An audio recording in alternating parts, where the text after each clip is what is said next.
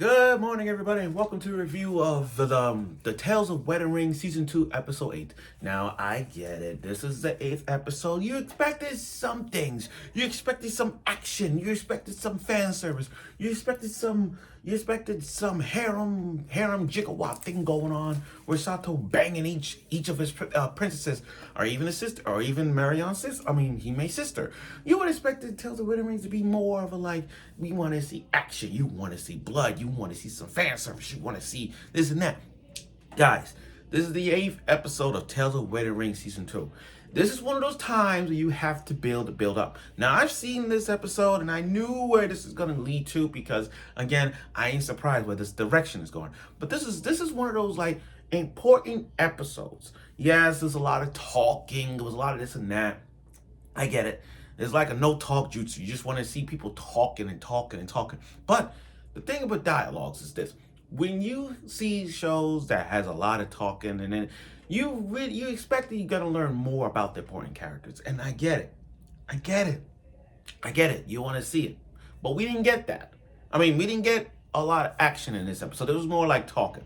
But again, when it comes to characters talking and the importance of the character, you want to know why you want to be with that person. But again, this is a harem anime. This is Tales of Wedding Rings. You can't have both ways. You can't have a whole layer and cake and eat it all. When you have a harem anime, you're supposed to split down piece by piece until all your girls will like you. That's what you're supposed to do. Not just one jealous girl who literally wants him all for himself. That's not how that works. Look, if you're in a harem anime and you got a lot of girls on your side, you gotta meet halfway. You gotta meet halfway towards all this. You can't have both. You can't have one guy. No, you gotta split that person up into pieces, and then you get each. In this episode, it just shows you just what happens when your emotion got the best of you. And this also showed you what happened when consumed by the darkness that is Kingdom Hearts. So without further ado, let's get right to it. The Tales of Wedding Ring Season 2, Episode 8. Okay, now, let's start with this.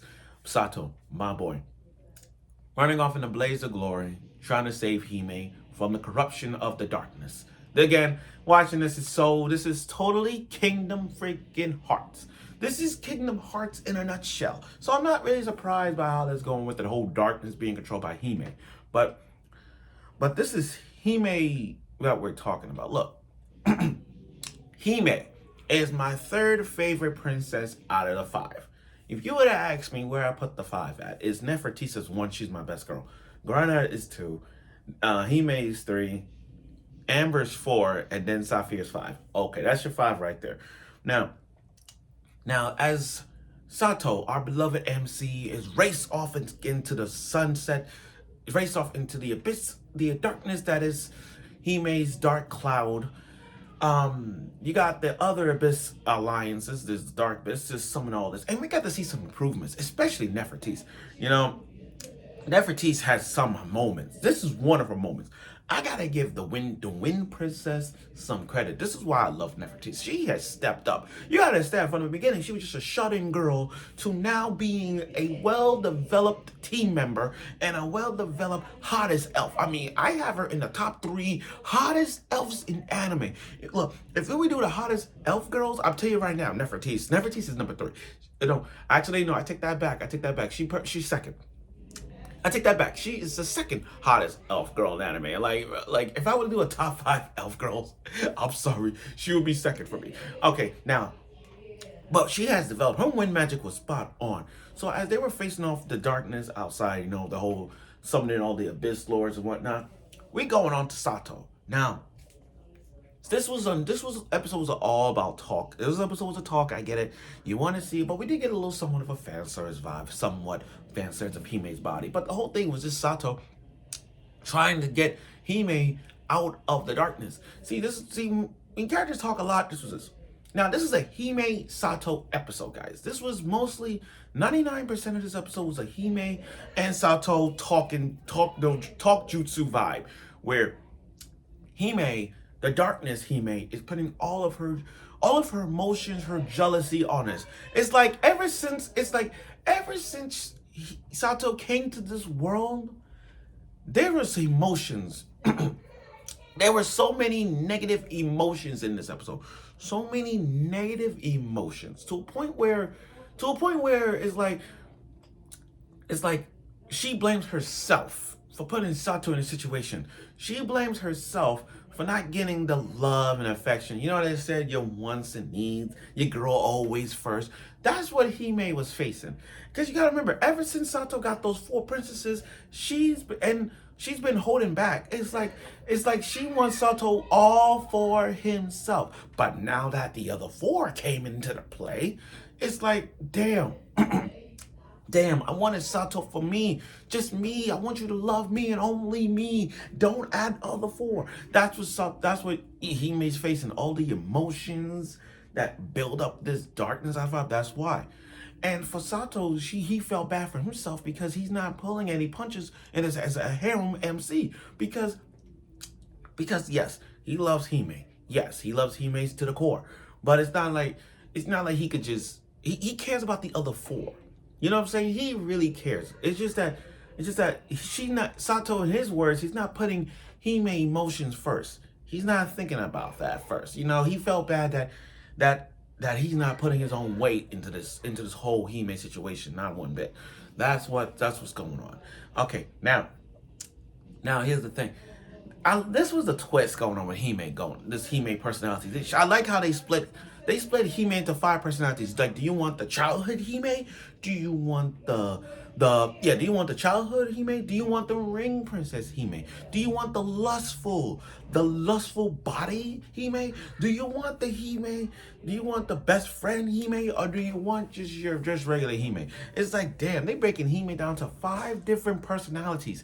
And it's like, which Hime would you prefer? The childhood friend, the ring princess, or forms? Which Hime do you prefer? But leave up to Sato and say, look, I don't want you, Hime.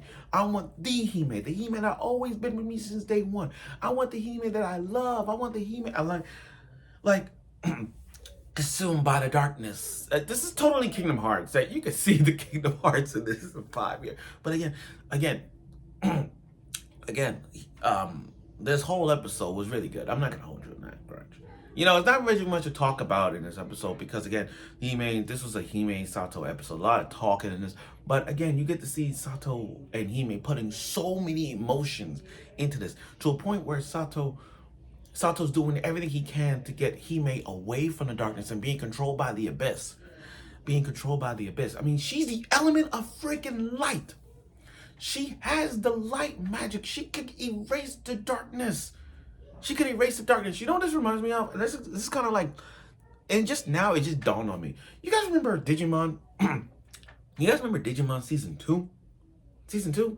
Where I remember when this is a flashback. I remember this. I remember watching Digimon season 2, and I remember when Kari and Yoli got into a huge argument, and they were sent to the darkness to a point where Kari found the strength, and she's the crest of light. She could remove the darkness. So I'm looking at this and I'm like, you have the element of light.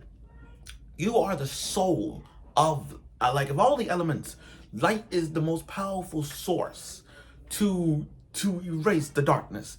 And leave it to Sato to do wherever he can to remove remove the darkness out of Hime, and we're gonna see more of that too. Now, I know where this is going, wink. I know where this is going, wink. We all know where this is going to lead to, wink. Yeah, they're going to bang. Sato and Hime is going to bang. I'm not even going to sweat on it. They're going to bang. I got it. Look, I know this is season 2, everyone, but we all know what this is going to lead to. We all know it's going to lead to. This is going to lead to Sato banging Hime, and I won't even be surprised if that happened. Because if there's one thing I learned from Tales of Wedding Rings, if they're gonna have babies, they're gonna have to smash. They're going to smash. They're gonna smash. I'm sorry, go out of context, but I kind of see where this is going. I see where this is going. Like, to bring the light of all this is gonna happen. So yeah, I do see this. I do see this line here. I really do.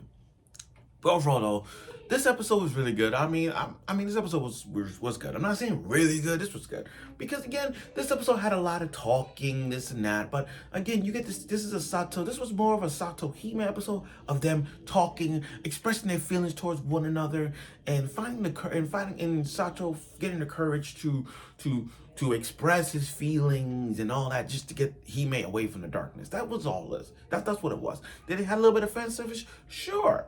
But again, this was more of a talk than it is fights. And I hope next week we got to see a fight and all that jazz coming in. We'll see. So thank you for watching my review of the show. I look forward for next week's episode of it, and I'm sure you will.